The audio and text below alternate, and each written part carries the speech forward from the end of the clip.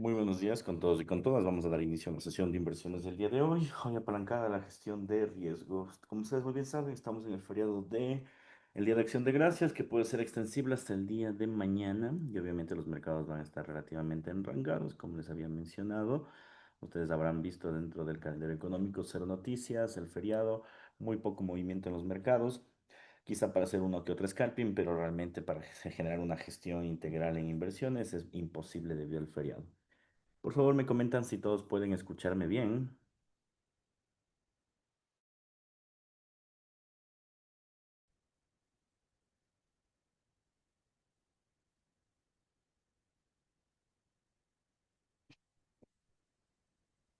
Perfecto, muy bien. Bueno, vamos a comenzar con esta reunión de inversiones. Entonces, como les había mencionado, vamos a hablar sobre la gestión de riesgo. Bien, verán, dentro del apartado de la gestión de riesgo, tenemos algunos aspectos importantes que tenemos que señalar para determinar que estamos en efecto actuando bajo un movimiento.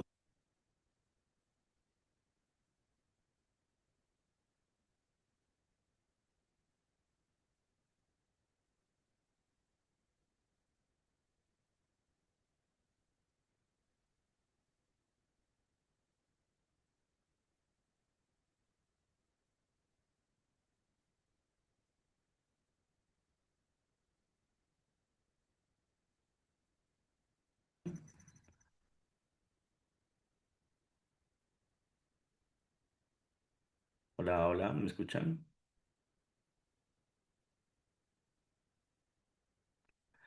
Ya, a ver, les decía, ¿no? Que para hacer una gestión de riesgo tenemos que tener una serie de pasos que deben ser estructurados, sistematizados y deben ser esto tiene que ejercerse. Si no se ejerce, por decirlo así, lastimosamente no van a llegar a generar rentabilidad en el tiempo. A pesar de, pueden ser muy buenos traders, pero como les dije, todos los traders y todas las estrategias en el mundo tienden a fallar. Entonces, si todas las estrategias en el mundo tienden a fallar, necesitamos saber cuándo y cómo controlarlo. Bueno, para eso existen 6 pasos que nosotros hemos determinado como una gestión integral de riesgo, que esto se debe trabajar conjuntamente, obviamente, con la estrategia de inversiones, es decir, el análisis fundamental y el análisis técnico. Si ustedes entre más se apegan a la estrategia, entre más se apegan a los fundamentos económicos y entre más se apegan a la gestión de riesgo, mejores resultados van a tener, ¿sí? Pero si ustedes, por un lado, no generan, digamos que de alguna manera, un acercamiento a esta gestión de riesgo, pues ahí van a tener pues las situaciones en las que han estado viviendo, ¿no? Que posiblemente quemen las cuentas y eso, ¿no? Entonces, ¿cómo vamos a trabajar? De la siguiente forma. Como ustedes pueden observar, pues tenemos 6 puntos importantes que hay que tomar en cuenta. El primero, obviamente, es establecer y limitar la influencia de las emociones. Para eso ya lo hemos venido trabajando. Bueno, ustedes de hecho tienen uno que otros días sesiones de psicología. La idea esencial en este punto es que todos ustedes de alguna forma se nutran de esa información y puedan equilibrar sus emociones. Digamos que el aspecto fundamental de riesgo nace de ahí, nace de la sensación de que estamos perdiendo algo, de la sensación de ansiedad o la sensación de euforia. Ese, o generalmente desde ahí nace ese tema emocional. Bien. Ahora, ese no es el único punto. El siguiente punto es crear un plan de inversiones con objetivos de riesgo-beneficio. Es algo que todos ustedes ya tienen que tener o en algún punto, más bien es algo que todos ustedes tienen definitivamente, porque no se olviden que ustedes recibieron una capacitación en la cual básicamente ustedes obtuvieron un seguimiento, un backtesting, ¿no?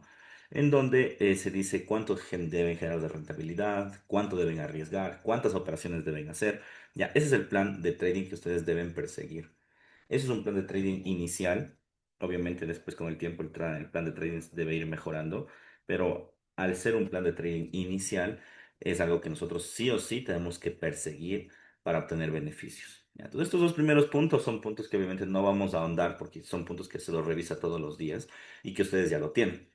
Más bien vamos a ahondar en la parte práctica de cómo hacer la estructuración.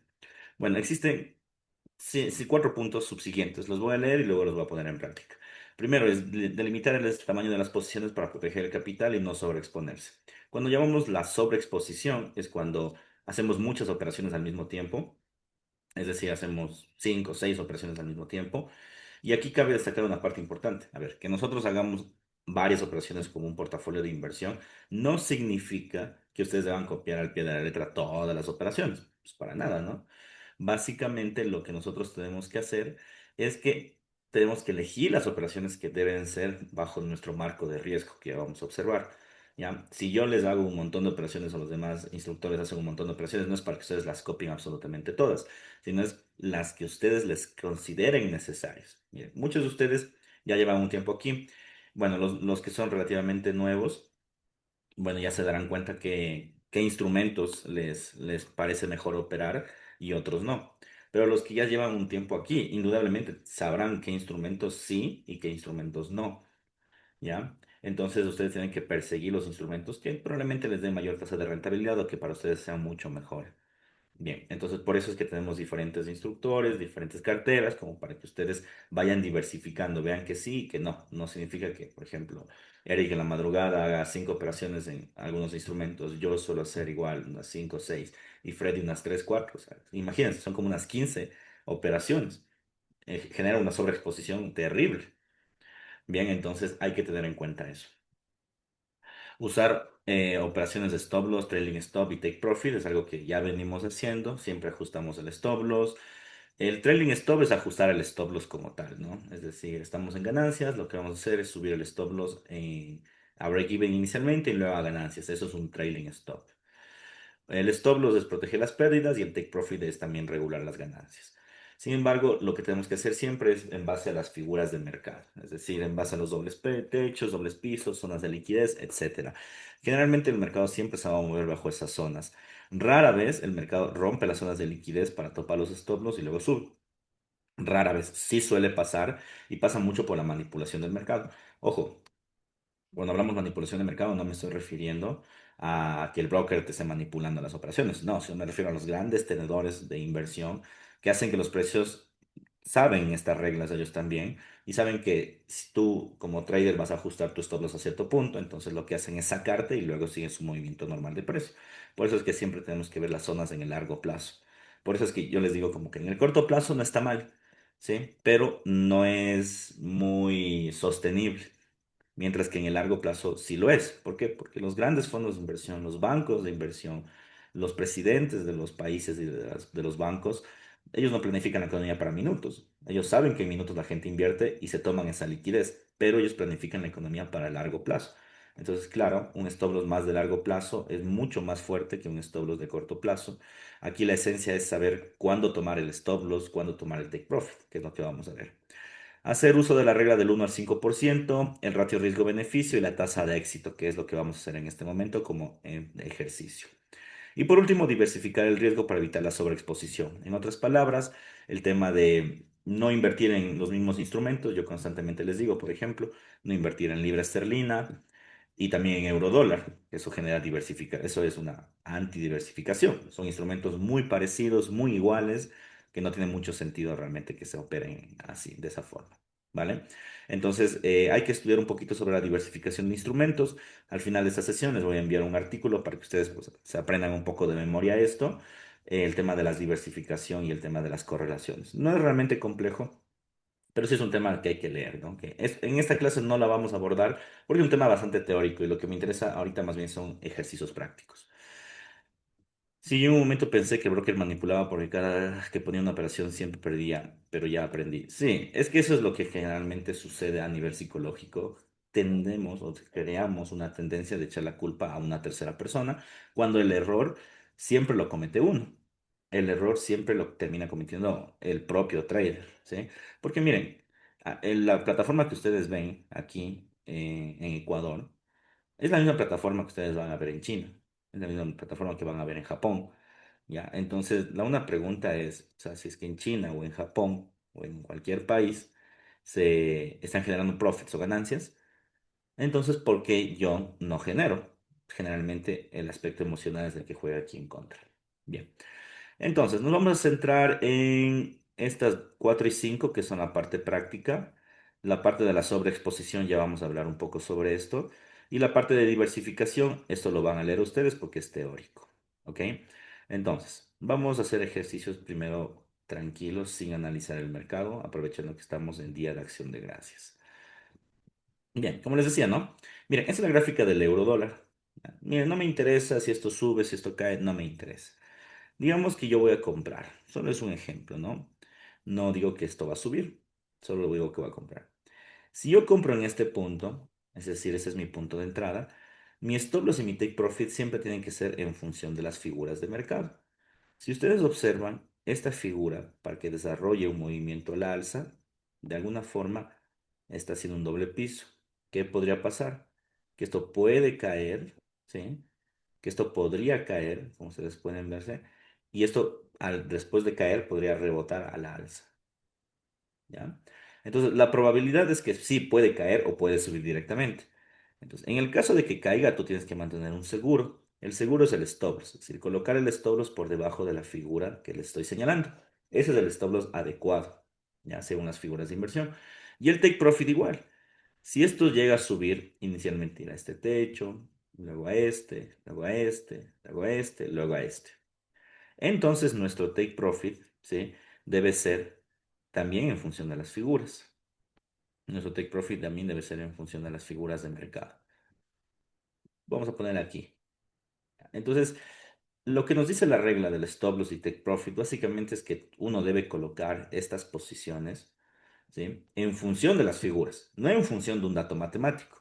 El dato matemático va después, ¿sí? Generalmente uno de los principales errores de los traders es que dicen, no, es que yo no puedo arriesgar más esta operación más del 5%, entonces calculas como el stop loss directo al 5% y no es así. Primero se debe calcular el stop loss y el take profit y luego se calcula el parámetro matemático, no al revés, ¿ya? Entonces, lo primero que ustedes tienen que definir es que los stop loss y take profits son inamovibles. ¿Por qué? Porque se basan en función de las figuras. Y las figuras son movimientos estáticos, como ustedes pueden ver. Ahorita, si ustedes observan esta figura, por más que estemos en día de acción de gracias, estemos en el COVID, hayan subido el tipo de interés, cualquiera que sea la función, la figura del pasado no le va a pasar nada, porque ya pasó. Por eso el stop loss y el take profit son inamovibles.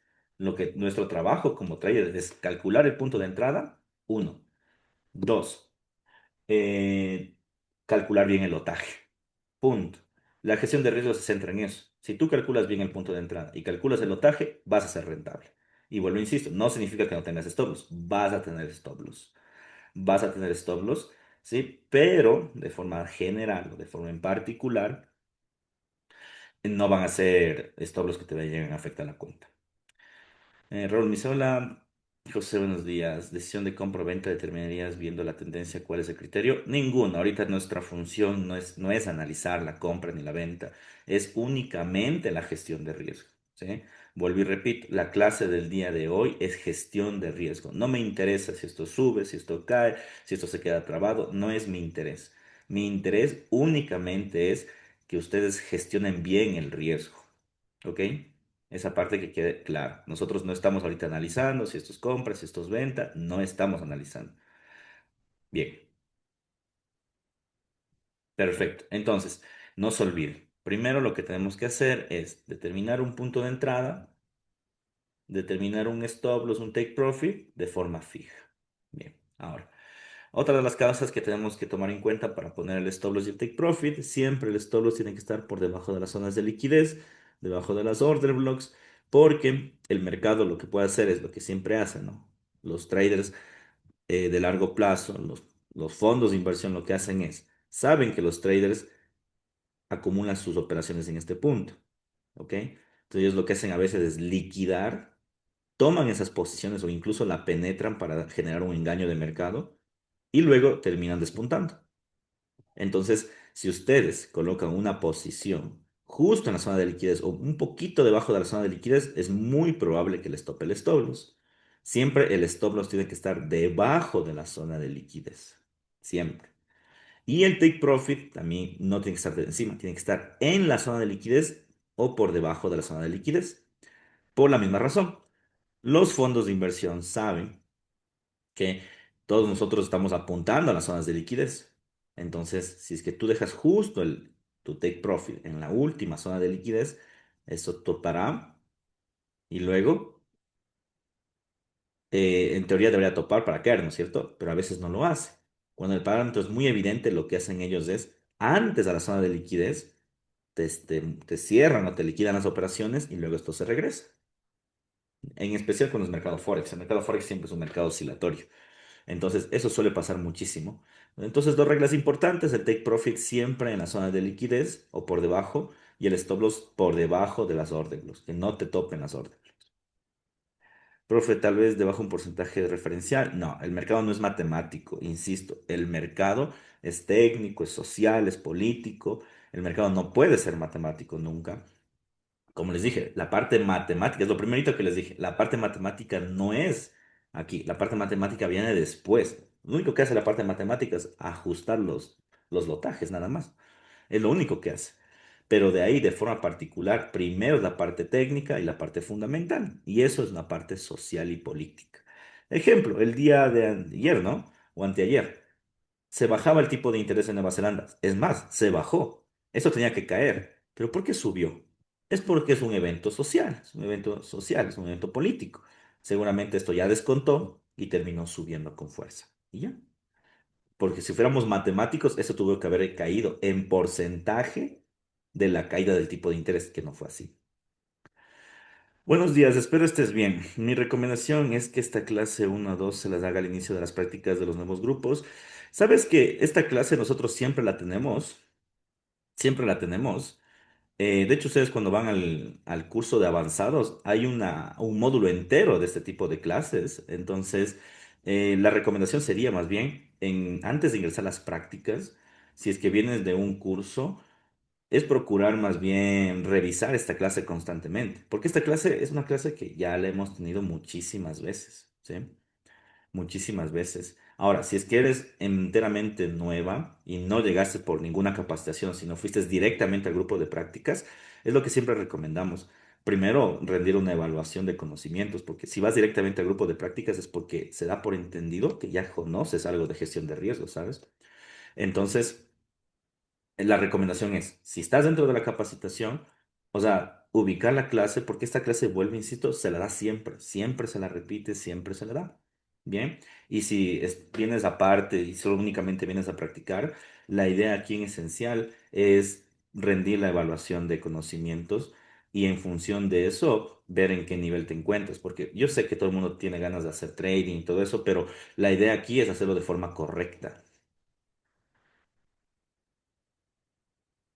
Ya, dice, profesor, el dinero, ¿cómo es que se llevan el dinero al punto de liquidez? ¿Cuál es el sistema?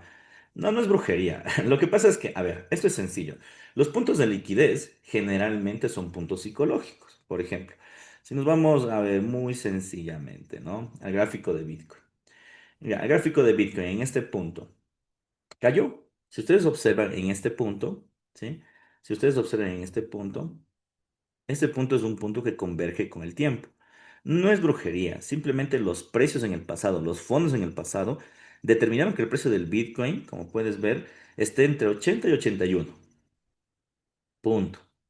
Entonces, el fondo de inversión lo único que hace es replicar el precio del pasado, replicar el precio del pasado, para tomar esa liquidez y luego subir, que es lo que les decía en estos momentos, ¿ya? Entonces, no es brujería, simplemente son precios pasados o precios institucionales. De hecho, la estrategia que nosotros seguimos se basa en eso. Siempre en la figura de largo plazo para detectar los puntos institucionales y saber en dónde está la liquidez de los fondos.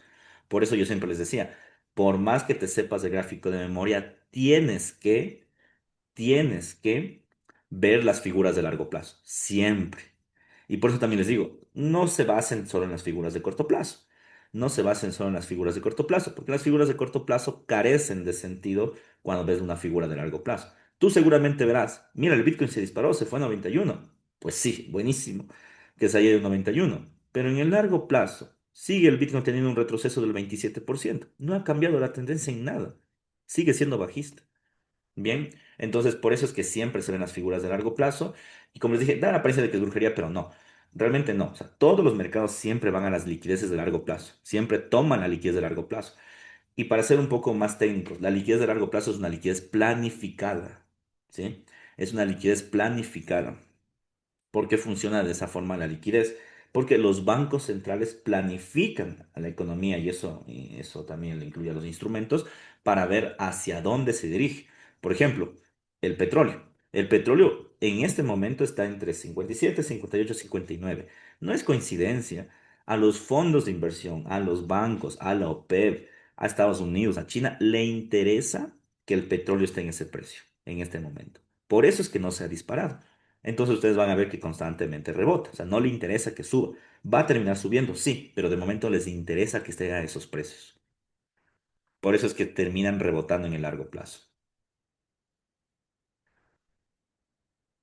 Me-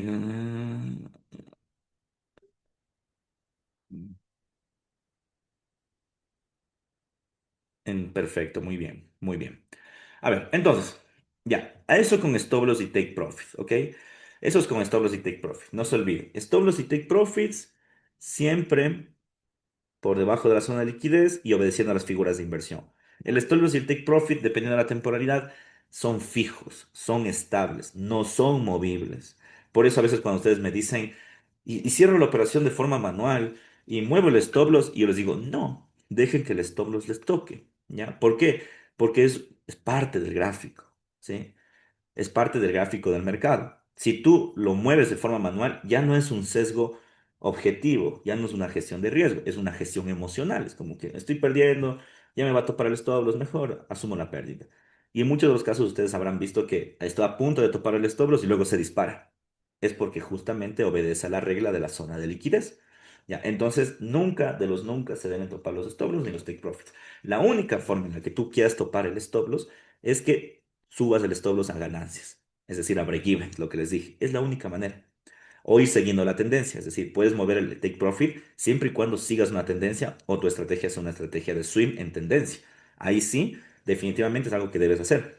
Pero el stop loss, ir moviéndolo, no. No funciona así. Eso es un sesgo emocional. Las personas que hacen eso terminan quemando la cuenta. Nunca se debe hacer eso. Dice, ¿usted cree que afectaría el éxito de los puntos de entrada si hacemos un análisis técnico sin tres indicadores haciendo? Depende, mira, existen muchas estrategias en el mercado. Vuelvo y te repito, tú puedes utilizar los tres indicadores, puedes utilizar solo análisis técnico tradicional, puedes utilizar Fibonacci, lo que tú quieras.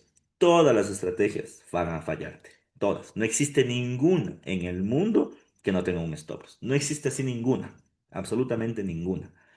Todas las estrategias fallan. ¿Por qué? Porque el mercado es cíclico y la estrategia obedece a un ciclo de mercado.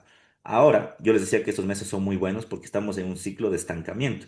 Como estamos en un ciclo de estancamiento de mercado, las estrategias de inversión suelen ser muy técnicas. De hecho, las personas que me siguen a mí esta semana, seguramente bastante profits. Pero si ustedes se dan cuenta, a los otros profes no les ha ido tan bien. Pero no porque sean malos, no. Es porque la estrategia de ellos debe ser una estrategia más apalancada a tendencias, más apalancada a otro tipo de parámetros. Entonces, no es el trader, no es la estrategia. Ya, todos tienen ciclos. Y esos ciclos son los que tú tienes que estudiarlos y entenderlos. Buenos días, profesor. Una consulta. ¿Cuál es la diferencia entre las cuentas normales y la que manejan los profesores a nivel de spread? Es la misma. Yo manejo las mismas de XM que ustedes les cuento. Bueno, a ver, yo manejo tres cuentas. La de XM, que es la misma que ustedes tienen. Obviamente el lotaje es mucho más alto y la cuenta es mucho más grande, pero es la misma de XM. Uno. Dos, manejo una cuenta de fondeo, porque igual, como ustedes saben, pues también manejamos cuentas de fondeo. Entonces, para saber cómo se manejan las cuentas, tengo que administrar una. Y también tengo una cuenta en otro broker que es de un fondo de inversión, pero es un fondo de inversión propia, entonces eso también hago. Pero de ahí el spread en XM es el mismo para todos, ya sea cuenta demo o cuenta real, es exactamente lo mismo, ¿sí? Entre brokers sí cambia, entre brokers sí suele cambiar, pero en XM no, o sea, todo sigue siendo igual. ¿Cuándo recomiendas usar una cuenta micro? Yo, la verdad, nunca he recomendado usar una cuenta micro, porque ya vas a ver las reglas de gestión de riesgo, te dan exactamente lo mismo. Usar una cuenta macro, micro, que fondeada, te va a dar lo mismo, lo mismo, lo mismo.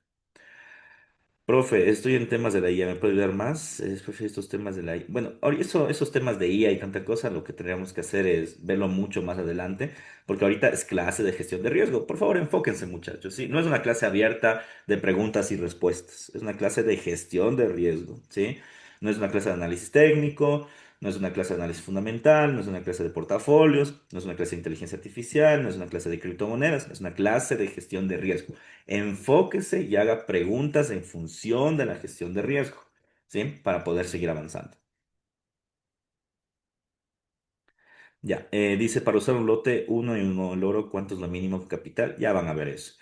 Ya mismo, sí, en efecto. Hagan por favor preguntas en función a la clase de gestión de riesgo, por favor. Bien, ya terminamos el apartado del Storage y el Take Profit, que es el apartado más fácil desde mi punto de vista. Ahora sí, vamos al apartado estadístico. Ya, el apartado estadístico básicamente nos dice hacer la regla del 1 al 5%, generar el ratio riesgo-beneficio y la tasa de éxito. Ya, ahí es donde todo el mundo se pierde. Todo el mundo se pierde, no es su culpa, es parte del aprendizaje y más allá de eso es porque a veces es un poquito antiintuitivo. Los cálculos que van a ver ustedes son cálculos que se basan en la plataforma XM. Si ustedes tienen otra plataforma, habría que estudiar esa plataforma para ver cómo se está moviendo en función de lotajes y apalancamiento.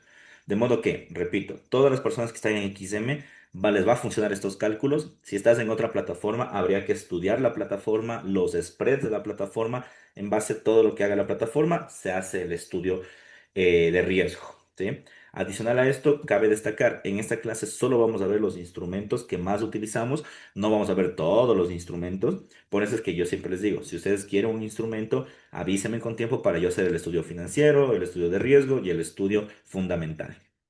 ¿Vale? Porque todos los instrumentos a veces varían algunas cositas en la gestión de capitales. Pero existe una regla general que la vamos a ver en este momento. Bien, bien. Entonces, el primer paso para una gestión de riesgo adecuado es determinar cuánto vas a arriesgar o cuánto estás dispuesto a perder.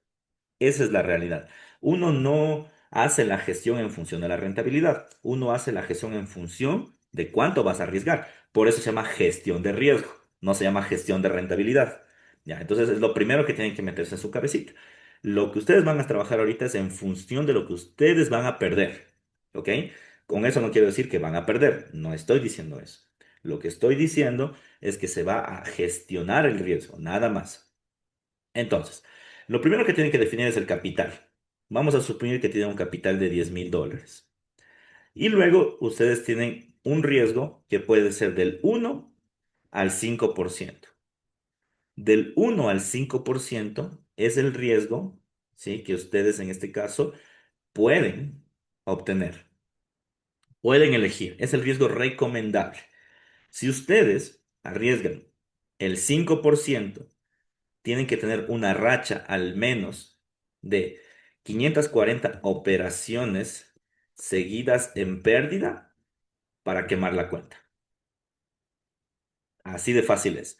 Si ustedes arriesgan el 5%, que es el valor máximo, tendrían que tener 540 operaciones seguidas en pérdida para quemar la cuenta, lo que le hace imposible quemar la cuenta siempre y cuando generes este tipo de métrica. Ahora imagínate si solo arriesgas el 1%, pues sería básicamente muchísimas más operaciones. Estadísticamente es imposible quemar una cuenta si es que obedece de esta gestión. Estadísticamente es imposible. ¿Por qué? Porque de las 540 operaciones, al menos una por azar podrías tener ganancia y eso hace nuevamente que comiences de nuevo las operaciones, ¿ok? Entonces, por eso, vuelvo y repito, me impresiona mucho que a veces digan que me la cuenta en una operación. Definitivamente no hay gestión de riesgo en ese tipo de operaciones. Bien, es lo primero que tenemos que hacer. Vamos a asumir que voy a coger el porcentaje más alto, que es el 5%. Yo siempre asumo que se coge el porcentaje más alto, que es el del 5%, porque después viene la regla que es riesgo-beneficio. Y el riesgo-beneficio nos dice básicamente cuánto podemos ganar si lo triplicamos y eso. Entonces, si es que arriesgamos un 5%, pues depende básicamente de cuánto nosotros podemos obtener. Vamos a contestar preguntas, ¿no? A ver, me dicen. ¿Qué capital mínimo sería recomendable para empezar a operar con los instrumentos? Ya vamos a ver eso, ya vamos a ver eso.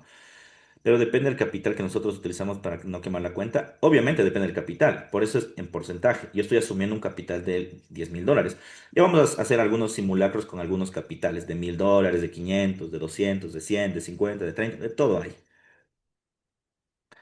¿Sabe la cantidad de operaciones si se arriesga el 10%? Ni idea, pero debe ser muy inferior. No debe ser la mitad, debe ser mucho menos para quemar la cuenta. 10% desde mi punto de vista, ya es una estrategia un poquito más arriesgada, ¿sí? Es una estrategia mucho más arriesgada. No está mal, ¿sí? Pero la regla obedece al 5% como para evitar. rachas muy fuertes, ¿sí? Y también riesgos emocionales elevados. En fin. Ahora, yo voy a asumir el 5%, es decir, mi riesgo total, ese es el riesgo total, es de $500. Estos $500, ¿sí? Se deben repartir, estos $500 se deben repartir, ¿ok? Entre todo su portafolio de inversión, ¿vale? Esos $500 se deben repartir entre todo su portafolio de inversión. ¿Qué significa esto? Que yo como inversionista, si quiero invertir en 5 operaciones, lo único que tengo que hacer es los 500 dividir para 5. Si quiero hacerlo en 3, los 500 dividir para 3. ¿Ya? Y aquí se va a entender mejor el tema de la sobreexposición. Imagínate, digamos que tú quieres invertir en 4 instrumentos. Los 500 dividido para 4, te toca básicamente cada operación en $125. Es decir, cada operación tiene un margen de generar un riesgo de $125. Pero ¿qué pasa si haces el cúmulo de operaciones que les decía en un inicio? Haces las 15 operaciones que básicamente se hacen diarias en el grupo. Tú, cada operación, vas a arriesgar $33 con 33 centavos. Lo que haría que tus o uses lotajes muy chiquititos o no te alcance el dinero para trabajar de forma adecuada. ¿Ya? ¿Y por qué pasa eso? Porque te estás sobreexponiendo, utilizando muchas operaciones, ¿ya? Tomando en cuenta un porcentaje de riesgo. Y he aquí seguramente lo que dice el compañero David, o tal vez no esté en lo correcto mi persona. Utiliza un riesgo más elevado para tener más dinero, para que el portafolio sea más grande.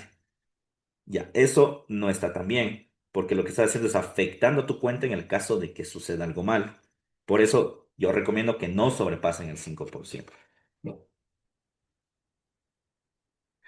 Profe, en esa parte tengo una duda. El rango de tiempo de número de operaciones. Mira, tú tienes una cuenta de $10,000. Tienes 500, por decirlo así, para perder.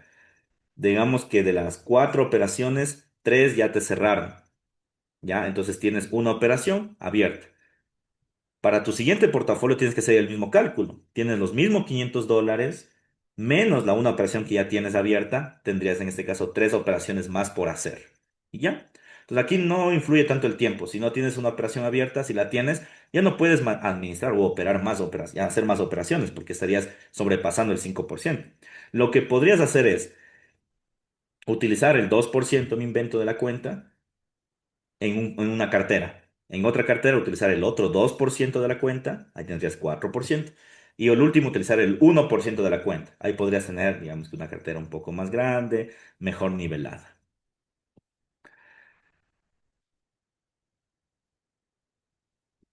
Ya vamos a contestar algunas preguntas. Si yo ocupo el 5% en un día, tendría primero que resultar las operaciones para... Exactamente. Si tú ya ocupas el 5% en un día, ojo, esto es el 5% de la cartera. No es el 5% en un día, no es el 5% por operaciones, no es el 5% por semana, no es por mes, no. Es el 5% de la cartera. Entonces, si tú ya ocupas estos 5% y esas operaciones aún están abiertas, ya no puedes ocupar más, porque ya tienes ocupado el 5%. Lo que tendrías que hacer, como te dije, es ocupar menos, yo que sé, el 2% para esas operaciones, el otro 2% para las otras y así. Pero no deberías agregar más del 5% hasta que se cierren las operaciones. Se cierran y por fin se liberó el cupo. Es como una tarjeta de crédito. Si tú tienes una tarjeta de cupo $5,000 y estás ocupando los $5,000, no puedes volver a ocupar. No puedes ocupar $1,000 más porque ya no tienes cómo. Lo mismo pasa aquí en el trading. Tú tienes $500 en este ejemplo para operar. Esos $500 ya no puedes ocupar más. Tienes que esperar a que se liberen los 500 para ocuparlos. Si tú no esperas, ahí vas a arriesgar más. Es decir, arriesgarías el 10, el 20, el 30, el 40. Y ahí es donde se queman las cuentas, como se pueden dar cuenta. Bien, entonces, ese es el primer apartado. Sacar el 5% de la cuenta. Y una vez que saquemos el 5% de la cuenta, te necesitamos dos cálculos. Como les dije, dos requisitos para hacer la gestión de riesgo. El primer requisito es el punto de entrada, ¿ya? El primer requisito es el punto de entrada. Y el segundo requisito es el nivel de lotaje. El punto de entrada se calcula utilizando análisis técnico y análisis fundamental.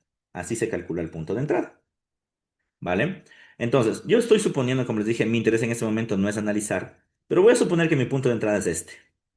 Punto. Mi SL es aquí, como les dije, y mi TP es acá. Listo. Entonces, primer dato, calcular el punto de entrada. Ahora, necesito calcular el lotaje adecuado.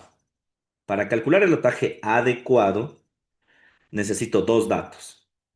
El SL en términos de puntos y el riesgo.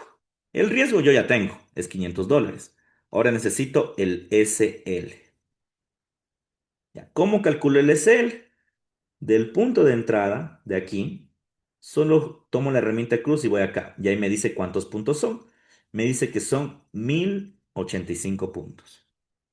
Aprox, porque el mercado se está moviendo, ¿no? Entonces, aproximadamente son 1085 puntos. ¿Ya? Con esto yo ya tengo el lotaje. El lote no es más ni menos que el riesgo dividido para el SL. Riesgo, $500 dividido para SL, 1085. Ya, suponiendo que solo voy a hacer esta operación aquí, ¿no? Digamos que hago más operaciones, debería dividir primero el riesgo. Y me sale que mi lotaje es 0,46.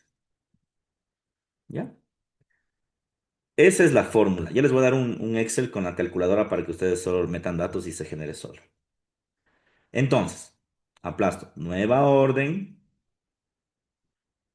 bien, y coloco 0,46 y comprar.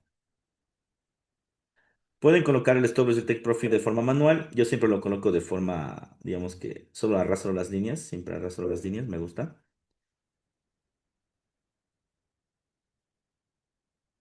Listo, ya, perfecto. Tenemos 0,46. Voy a pasar para verificar datos. Y mire, me dice que voy a arriesgar $478. Primero, hay variaciones por dos cosas. Primera variación, porque los puntos ven que dice 1040, deben ser 1085, pero bueno. Segunda variación, porque se está moviendo el mercado. Como se está moviendo el mercado, obviamente hay variación, ¿no? Entonces, si ustedes se fijan, no arriesgué más del 5% en esta operación del euro dólar. Y ya, y la dejo. Y la dejo que corra, que corra, que corra, y se acabó. Bien, hay ciertos activos que no te permiten montajes menores. Ya vamos a hablar de eso, no te preocupes. Ya, ahorita vamos a ver la parte sencillita, que son los instrumentos que son de cálculo directo.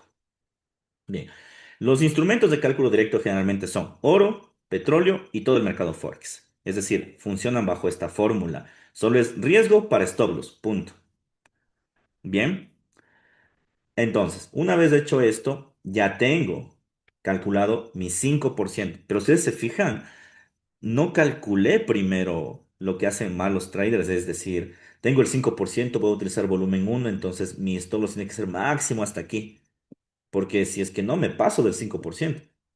Ven, la lógica es inversa. Primero se calcula el stop loss y después el lotaje. Ya, el lotaje se calcula con un stop loss que tú ya definiste, porque el stop loss es estático, lo que te mencioné hace un rato, ¿no? ¿Ya? En este ejemplo solo estoy calculando el 5% para una operación. Si hubieran sido cuatro, tendría que dividir primero el 5% para cuatro y ahí ese valor dividirlo para el número de operaciones. Muy bien. Ya, esa es la parte. Ahora, vamos a calcular la tasa riesgo-beneficio. Eso es facilísimo. Es take profit dividido para stop loss. Punto. Take profit me dice que tengo 1200 1291 puntos dividido para los 1040.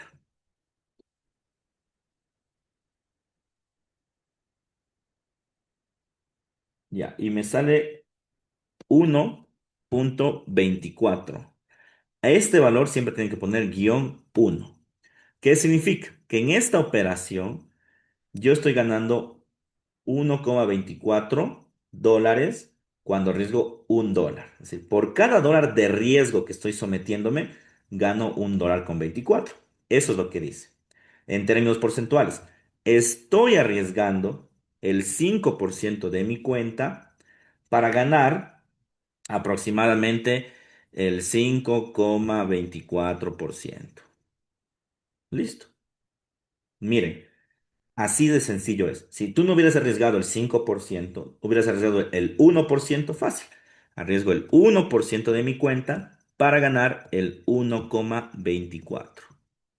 Listo. ¿Por qué es importante definir esto? Porque hay personas, por ejemplo, que utilizan cuentas de fondeo. Ya, si tú utilizas una cuenta de fondeo, a ti te interesan estos datos. No puedes arriesgar más del 5%. Entonces, y tienes que seguir una tasa de rentabilidad. Y aquí ya sabes cuál va a ser tu tasa de rentabilidad y cuál va a ser tu riesgo si es que haces este parámetro. Entonces, nunca vas a terminar incluso quemando cuentas de fondeo. Siempre vas a obedecer a los parámetros de riesgo. Bien. Ahora, este cálculo que acabamos de ver, yo les he colocado en un Excel para que ustedes lo tengan y solo cambien datos. Y ahí van a ver el cálculo y lo van a revisar una y otra vez, si es que desean, por supuesto, ¿no? Ya. Ese cálculo está diseñado para los instrumentos que más utilizamos. Nasdaq, como les dije, es el cálculo para el oro, Forex y el petróleo, plata y Bitcoin. Entonces, miren, el cálculo es sencillito. Nace del capital. Yo en este ejemplo puse $5,000. Bien. Aquí el riesgo dejado, voy a ponerle en fórmulas, esto se me pasó para que ustedes lo tengan. Voy a ponerle que es al 5%, pero ustedes lo pueden cambiar, ¿no? Ustedes pueden poner del 1 al 5%. Listo. Ahorita voy a asumir que está en el 5%, que es 250. Mi stop loss está a 1020 puntos. Y aquí está mi lotaje. Digamos, tú no tienes una cuenta de 5,000, tienes una cuenta de $500. Perfecto. Pon $500. Ahí está tu lotaje. Lotaje 0,02. Siempre, y aquí una recomendación para todos, siempre, lo que ustedes tienen que hacer es, si le hace 0,0254, como pueden ver, siempre cojan el lotaje mínimo inferior, en este caso 0,02. Aunque te salga 0,267 algo, igual, 0,02. Siempre vayan al mínimo inferior, no al máximo, no redondeen al máximo, siempre redondeenlo al mínimo, básicamente. Ya, esta clase, sí, ya les digo que les envío, aunque esto ya se va a hacer en la plataforma, por cierto, ¿no? ¿Listo? Entonces, este es el cálculo para el mercado Forex. Lo único que tienen que hacer es meter aquí, básicamente, el capital, el riesgo se calcula solo y los puntos de lotaje. Y miren que yo les mando masticadito a ustedes siempre las señales, porque en la señal yo siempre les pongo puntos, para que lo único que ustedes tienen que hacer es dividir para los puntos, nada más. ¿Vale? Bien, esto es para el mercado Forex. Ahora, existe, y ojo, vuelvo y repito, esto es para la plataforma XM, no es para otras plataformas, porque todas tienen variaciones, aunque sean pequeñitas, pero tienen variaciones. Y aquí viene la pregunta que me dijo un compañero a su momento. ¿Existen instrumentos en donde no vale el lotaje 0,01? Sí, esos instrumentos es, por ejemplo, el Nasdaq. Aquí el lotaje más básico, pongámosle de una vez, es 0,1. Es el lotaje más bajo. Y 0,1 es equivalente a 0,01. ¿Ya? Aquí, por ejemplo. En Silver, el lotaje más bajo sí es 0,01 y en Bitcoin sí es 0,01. Solo en los índices existe esa variación. Y aquí también existe una variación. Al existir esta variación en los índices, también tienes que tener en cuenta que el lotaje se calcula diferente. Ejemplo, aquí voy a sacar otra vez el 5%. Aquí lo voy a dejar con fórmulas para que se calcule solito. Ojo que estoy colocando al 5%. Ustedes pueden variar al 1, al 2, al 3. Ya. Entonces, miren, vamos a hacer un pequeño ejemplo de el Nasdaq utilizando una cuenta de $300. Listo. Vamos. Vamos a la plataforma. Nasdaq. Listo. Voy a comprar Nasdaq. Insisto, no me interesa nada. No me interesa si es que esto es arriba, esto es abajo. No, me interesa la gestión de riesgo.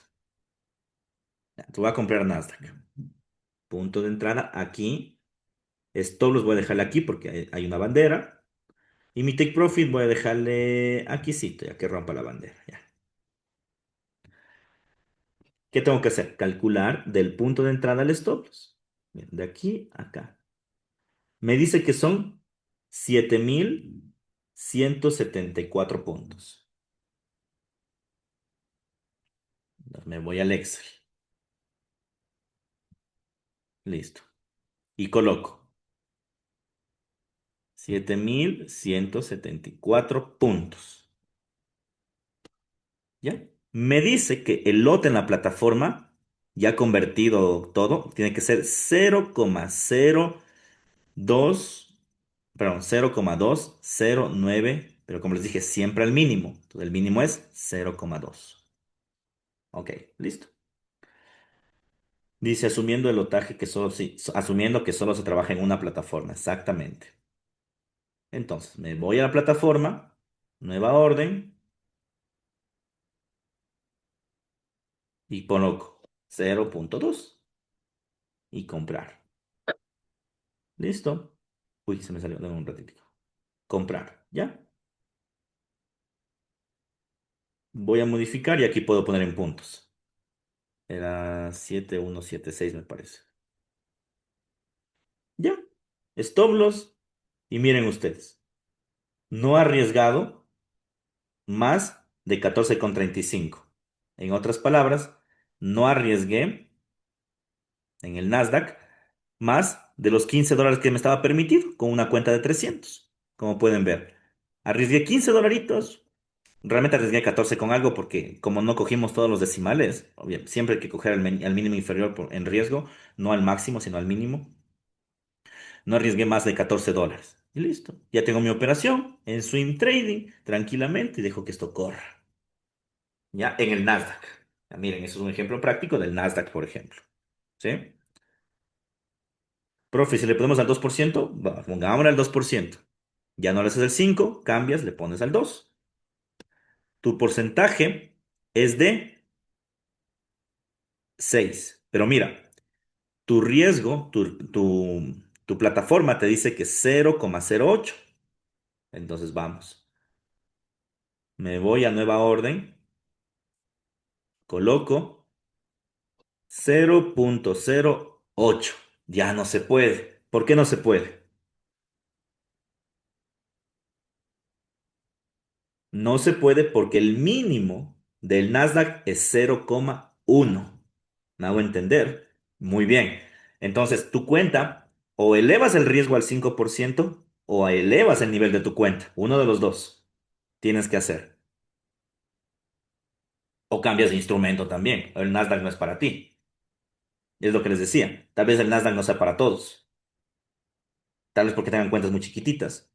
Pero miren que una cuenta de $300 es pequeña, pero al 5% sí se puede trabajar. Como pueden ver, se puede trabajar. Bien.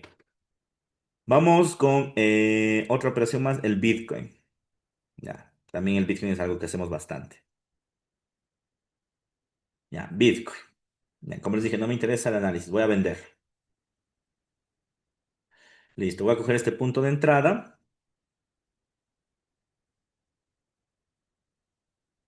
Aquí va a ser mi stop loss y aquí va a ser mi take profit. ¿Qué tengo que hacer? Calcular este valor de aquí, acá.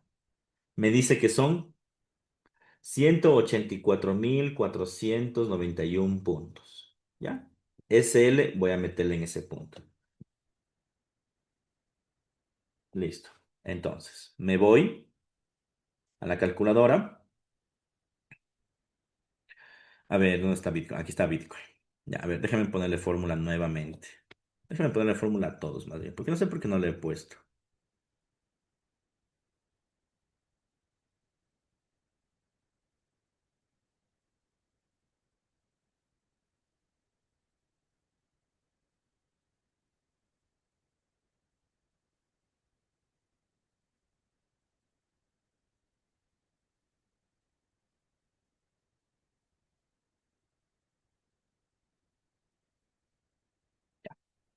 Listo. Coger 5%. Voy a asumir una cuenta de 400, pongámosle $250, también es otra cuenta pequeña. Listo. El SL me era 184.491. Listo. El lotaje que tengo que utilizar es 0,006.